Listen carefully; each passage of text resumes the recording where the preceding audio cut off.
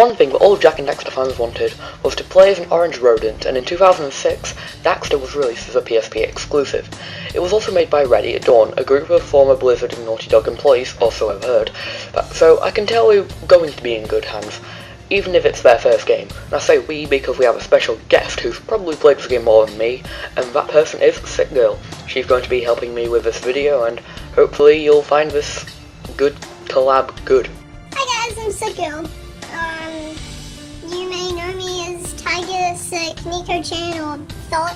Whatever you called me, I liked it. Now, bear in mind that I don't quite know how to describe this game. It's not because it's terrible, but I'll try my best to do so.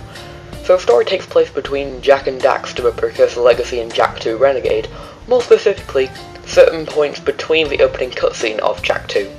Jak, Daxter, Kira, and Samos crash land into an industrial place called Haven City after using the machine that they found in the 100% completion ending of the first game.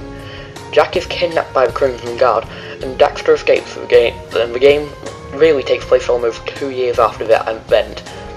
That means that if you wanted to learn about the lore of the deep story of those 2 years, fuck you, Funny Jim, that's not going to happen.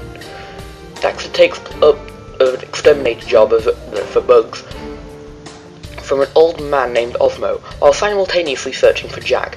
The game was made to bridge the gaps in the story between some of the bit of gaps in the series. Not all, but just some, and honestly I think it was pulled off well.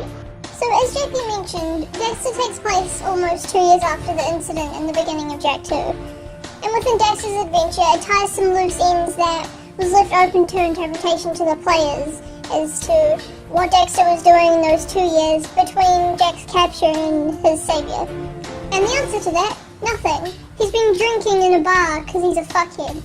I mean, sure, yeah, he's been looking for him, but he was in a bar. And then, you know, hitting on girls as he does, but he only gets with one of them, and she's into bestiality, and it's really fucking weird. Other things for the player left to think about was the connection between Errol and Vega. And this was cleared up in the game. You see them talking about whose eco is better. And you know, you got Errol in this end talking about how dark eco's the answer. And then you've got creepy fucking cult Vega over there talking about how light eco will save the world. And Errol's plans with dark eco is crazy. And you know what? You're both crazy. So shut the fuck up, because when you mix them together it'll save the world. You guys don't know stuff. Now this loose end, it kind of made me laugh because they didn't really need to do it, but I think they just did it for the satisfaction of the players. So, as you would know at the beginning of Jak 2, and Daxter saves Jak and he's like, hey man, got you some new threads, try them on. And you literally see Daxter pick them up and just put it in his little oxel pockets, or you know, however the fuck he's carrying his shit. Because I mean, hold on, Jak had a backpack where he put the precursor orbs. Where the fuck does Daxter put his? Anyway, those clothes that he stole from a Crimson Guardsman's locker, and then just gave them to Jak, so hand-me-downs. Cool. Other little references that I like that, you know, is in relevance to Jak 2. Crew's connection with businesses around Haven. Now, if you head over to the hotel in Daxter, you'll find a very young painting of what we know as fatty little Crew in a sailor suit. And also a portrait of Crew's mother. Big fucking mother.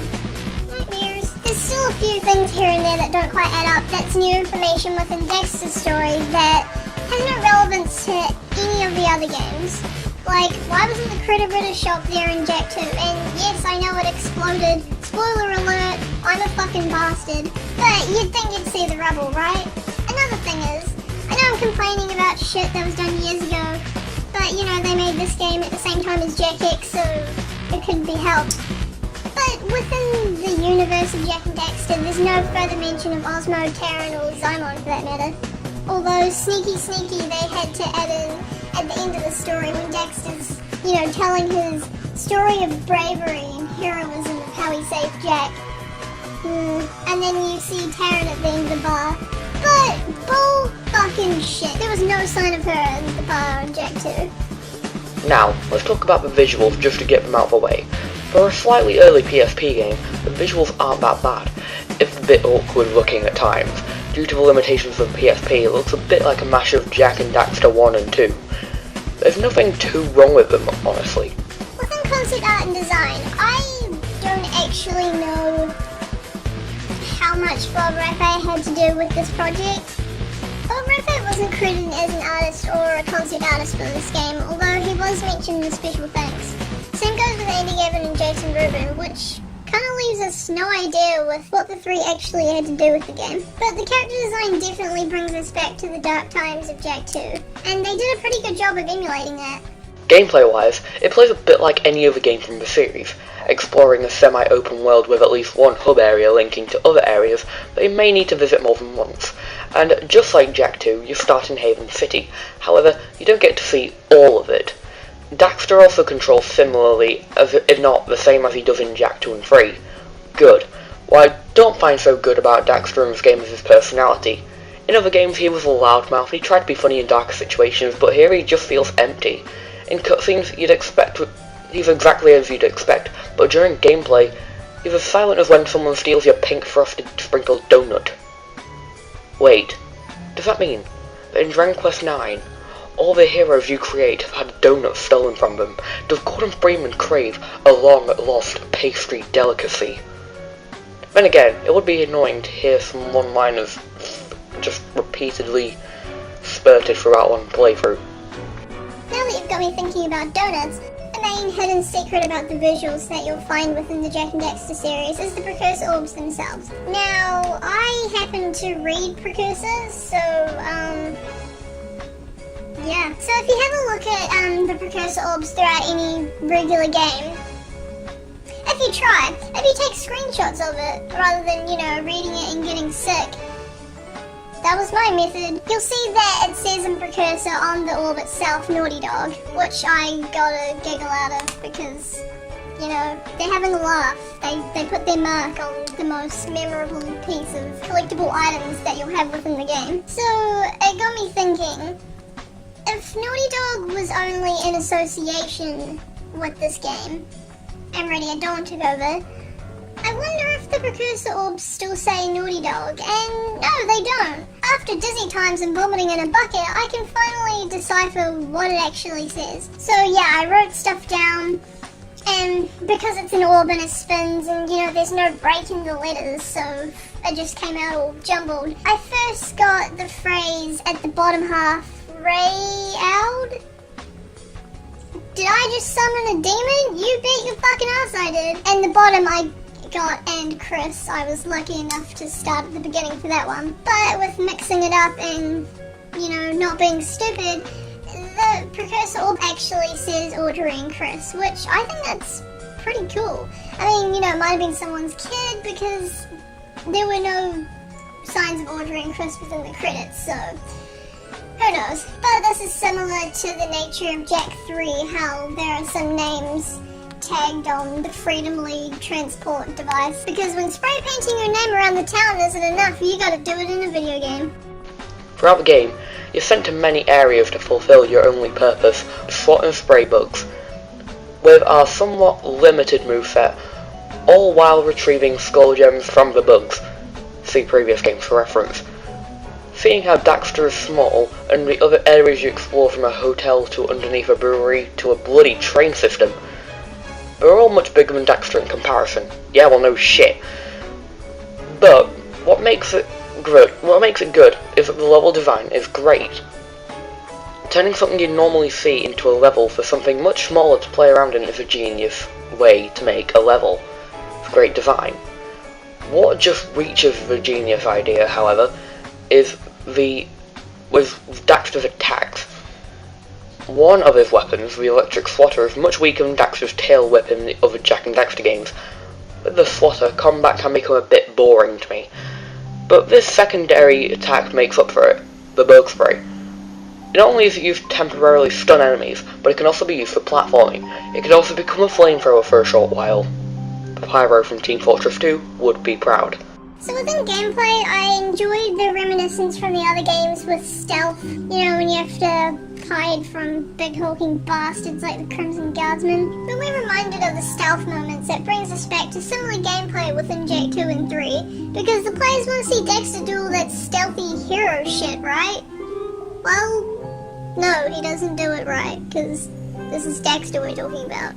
The dream sequences with all the movie references was quite fun, especially to see Daxter's egotistical fucking fantasies. Oh my god. And of course then there's the boss fights that are worth mentioning within the Jak and Daxter games. A lot of them are pretty easy. Some of them are worthy boss fights due to Daxter's size and the bugs you fight are quite big, but even though they're easy for the most part, the bosses are still quite enjoyable. And sure, even though Daxter gets to finally fight his own battles, he still doesn't seem, I don't know, overly heroic as Jak would have. And also, as Taryn mentioned, as him handling the smaller problems. Though on the other hand, he did take out Caden, and he was a big old nasty bug. But other than that, the effort he has was kind of menial in comparison to Jak's kicking and smashing up all those badass metalheads. You also get to ride vehicles in specific areas, but feels as slippery as driving these things. They're also just okay, nothing particularly special. What was so special about these vehicles that just had to bring them back anyway? The boss fights were more okay, if a bit less memorable than the original games, and the music is just okay. There's nothing major or catchy like Tank Trouble from Jak 2 or Harsh Wasteland from Jak 3, but for what it was trying to accomplish, the game did well. Also, bug combat isn't something I've been interested in, but for what I've played, it's turn-based combat, and there's nothing wrong with it, but it's just slow and slightly convoluted for what it tries to do for a side game. As for voice actors, because it's a new little spawn-off start from the series, you expect some new voice actors, but we're also blessed with some of the old ones, like Susan Einsberg, who plays Ashla and plays Taryn, David Herman, who plays Errol, and the sculptor from the first Jak and Daxter plays Zymon, because he just can't stay away from sounding like a fucking surfer. Oh yeah, and David Herman also played Tick. You know Tick, Daxter's sidekick. Cool man.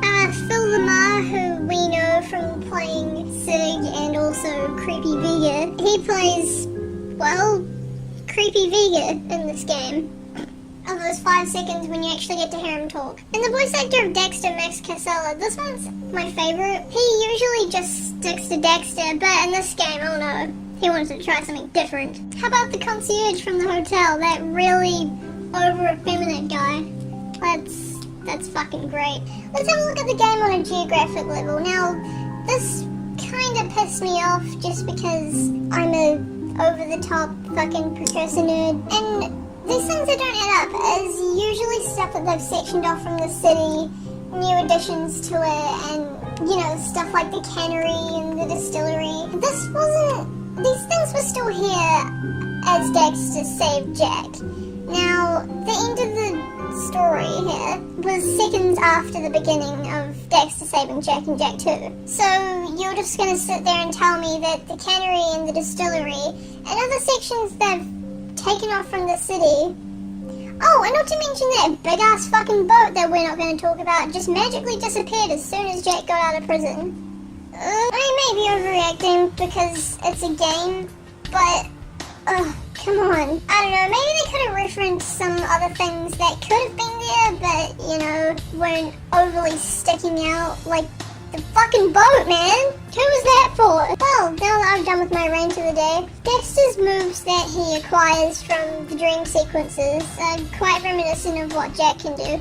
Basically because we're stuck with the swatting and the spraying, so we can win these special moves like a jump kick and also the ground pound. Well, I call it that. It's probably not called that because it sounds a little more dirtier than it actually is, but you guys know what I'm talking about, right? The jump, yeah. Anyway, another thing reminiscent with Jak's moves that Daxter can do is when Daxter acquires the ultrasonic mod on the bug sprayer. And oh, it makes us think of all the happy destructive times we've had in the second and third game. And a side note within Daxter's mode of transportation, considering that Jak got around the city with zoomers, they had to think, now what can we give Daxter that is the most lamest piece of shit? Oh, I know, let's give him a moped.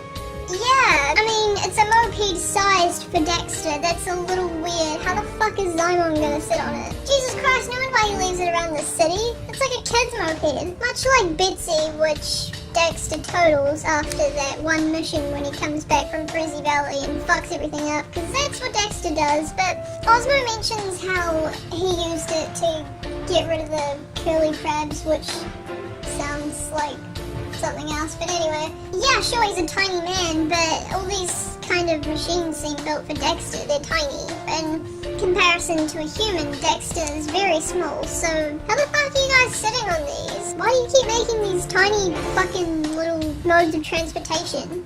It's pissing me off. So, if I had to rate this game, it would be a bit tricky, but I'd have to go with a 7.1 out of 10. I truly found it hard to properly rate this game.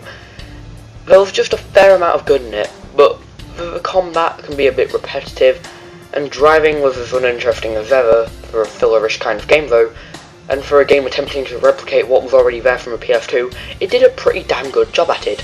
Overall, I liked the game, even though it was quite a departure from the first three that we know, but it was a nice change up for Daxter's little adventure, and PSP only? A tiny adventure for the tiny sidekick? You gotta be fucking kidding me. That's too good. So, that's it. 7.1 out of 10. I'd like to thank SickGirl for helping with this review, and I'll leave a link to her channel on the screen and in the description. She does similar content to me, so check her out if you're interested, and I will see you later.